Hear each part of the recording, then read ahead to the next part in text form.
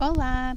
So this instructional video is going to be used to give you some reading strategies to use as we begin to read in Spanish.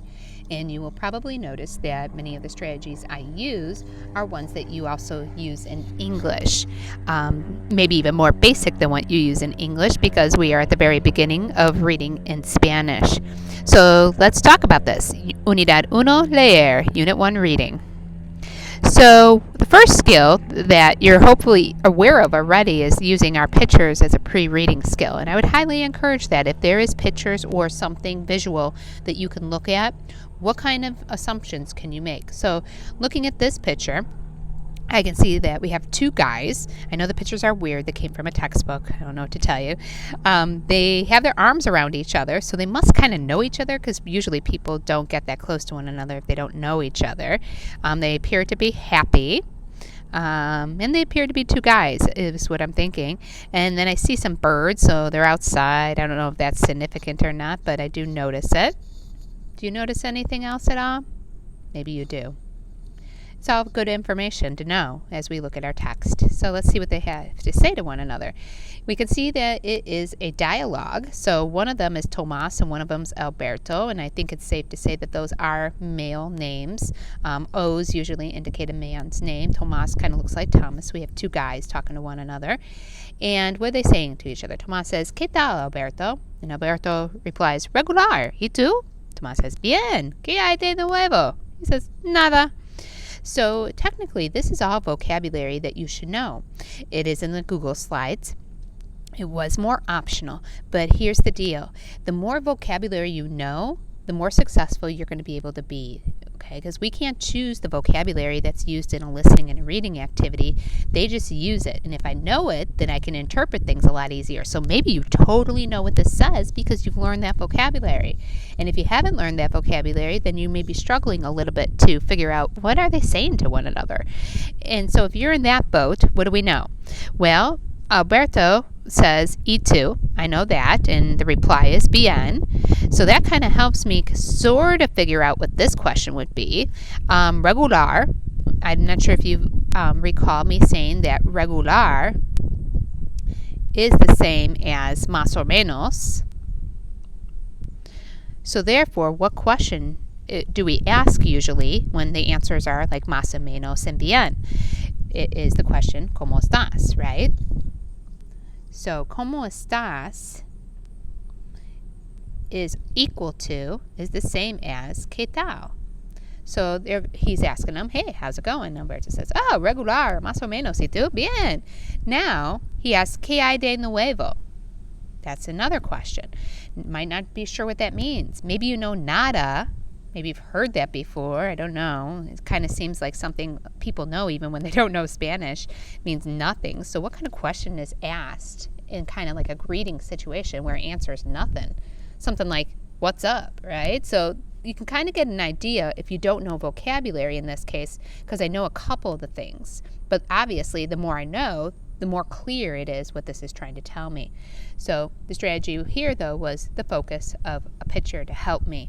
And the picture makes sense because they kind of know each other, right? They're asking how it's going. Kind of friendly conversation. Let's go on to another reading strategy. But first, let's use the first reading strategy we just talked about, pictures, to help us. So what do I gather from this? It appears to be two girls this time.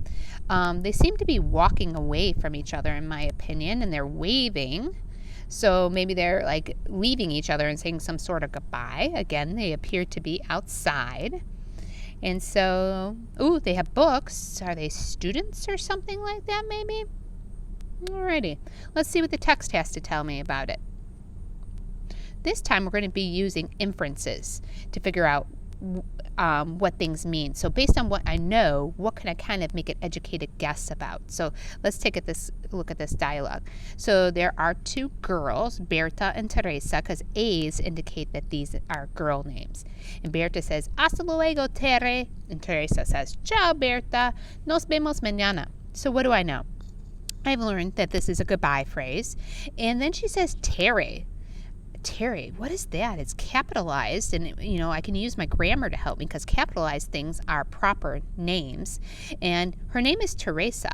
So I'm going to infer that Terry is like a nickname for Teresa.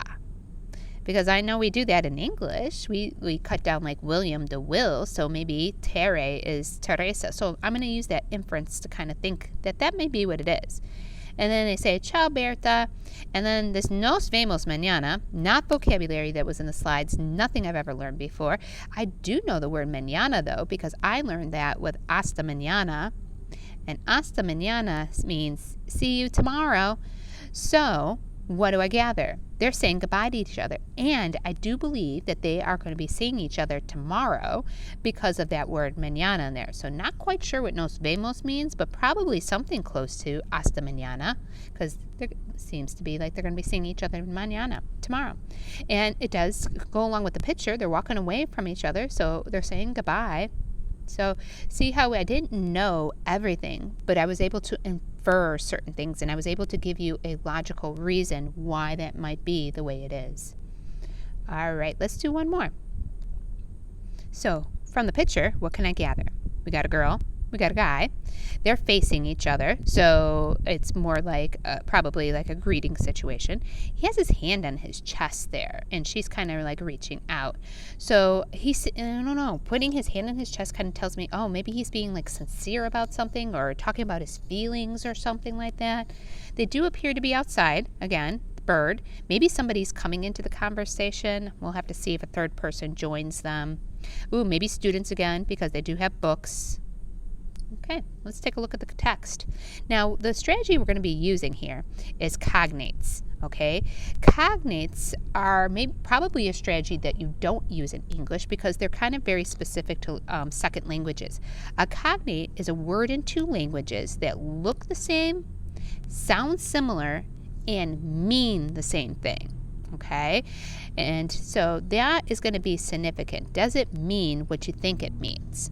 Right? Because if it doesn't, we have to watch out. There's these things called false cognates. False cognates are words in two languages that look the same, sound similar, but they certainly don't mean the same thing. They're trying to trick us. Okay? So we're going to use cognates as well. Cognates and inferences. What are they saying to each other? So we have a dialogue between Carmen and Antonio. Okay? I would think Carmen's a girl's name, Antonio's a boy's name. And I can tell that from Buenas tardes, that it's the PM hour. It's the afternoon. And Carmen's saying, Me llamo Carmen. ¿Cómo te llamas tú?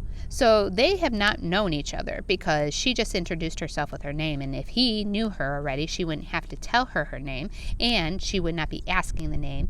And I do notice this too here. I usually don't put that on there, but it must be okay if they did it, right? And he replies, Buenas tardes. Me llamo Antonio. Mucho gusto. Ah, yep. They must have just met because he said, mucho gusto. And she replies, oh, gusto es mío. A little polite there, So I don't get the feeling that one's older than the other, though, because she did use the informal with him, como te llamas tú. Now, I get into some things I don't know. I'm going to have to use my inferences, and I'm going to have to use cognates. She asks, ¿De dónde eres? And he replies, soy de los Estados Unidos, de California. You know what's another strategy? Reading out loud. Because when you read it out loud, sometimes it sounds different coming out of your mouth than it does in your head. ¿De dónde eres? Soy de los Estados Unidos, de California. Okay, so let's talk about cognates. Cognates are words in two languages that look the same and sound the same. Well, I see this one here, soy. I know that there's a sauce that some people put on their Asian food called soy sauce, so that has to be a cognate. And then I know California definitely looks like California. It sounds like I'm pronouncing it a little bit different, California, but things are different when you pronounce them in Spanish, right? So I have two potential cognates here. So let's ask ourselves, are they true cognates? Well, soy.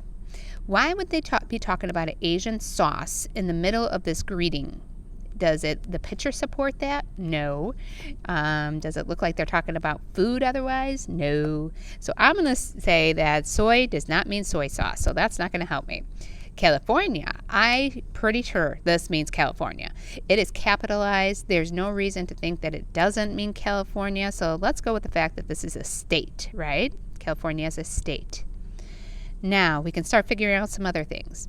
Now what I think is a cognate, you might not think is a cognate because I have a lot of prior knowledge, right? Some kids may think this is a cognate. Estados Unidos. Does that remind you of any English words at all? How about unidos? Does it sound like an English word? Does it sound like united? Maybe you're saying absolutely. That's what I was thinking. And maybe you're thinking, no, that's not what I was thinking. And some people may even think estados kind of sounds like states, estados. So it depends on like your ear and how you hear things and how your brain processes things. So you may or may not have gotten that. If you got it, it definitely helps. If you didn't get it, I can still figure this out. So if Antonio is answering with the state as his name or as his answer, what would be a question? She may be asking him, where do you live? And he may be replying, oh, I live in California. But why would she ask him that? She's person to person with him. She is just introducing herself to him. And he's replying with a state. He's not replying with his address. You know, she's asking him where you live, and he's standing right there. Obviously, he lives close by. So why would he name a state as his, residence? So maybe it's something different that she's asking him. Like maybe, where are you from? Because maybe he's new, or maybe they're away at college or something like that. So where are you from might be a much better answer. And if I'm going to try to make a jump between, like, what does this mean? Maybe with it being California and Estados Unidos possibly being United States or States United, you will learn, and it will be a new strategy for you that, Spanish likes to flip-flop words. And so this is States United or United States. So do I know exactly what it means? Not exactly, maybe. But I've made a lot of inferences. I've used my cognates. I have looked at the picture to help me. I pronounce things out loud.